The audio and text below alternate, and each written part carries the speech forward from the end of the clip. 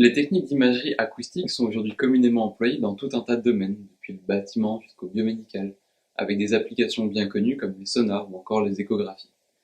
Ces techniques d'imagerie se basent sur la propagation d'une onde acoustique et son interaction avec les différents éléments du domaine, que ce soit des interfaces, des défauts ou encore des fractures. Et du fait de la grande longueur de pénétration acoustique, on peut aujourd'hui cartographier facilement en 2D ou en 3 dimensions de larges domaines d'intérêt.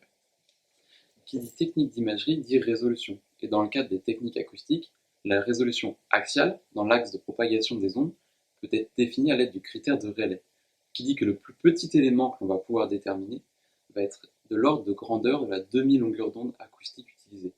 Longueur d'onde qui dépend de la vitesse de l'onde, mais aussi de l'inverse de sa fréquence. Si on veut améliorer la résolution, détecter des objets plus petits, il faut augmenter la fréquence.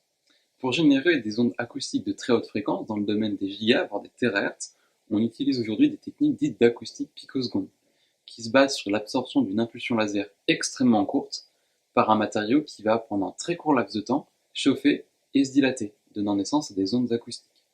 Mais l'utilisation des faisceaux laser présente une limite, la taille des faisceaux, qui va définir la résolution latérale et la taille de la source acoustique. Du fait de la diffraction de la lumière, cette taille va être limitée aujourd'hui à quelques centaines de nanomètres au minimum.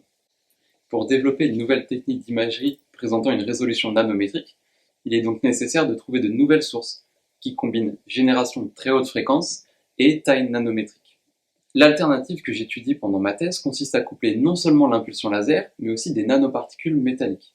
En absorbant cette impulsion, elles vont se mettre à vibrer et à danser, chacune de leur propre façon. Et du fait du couplage entre la particule et l'environnement dans lequel elle se trouve, elle va pouvoir servir de nanosource et émettre des ondes acoustiques dans le domaine des gigahertz.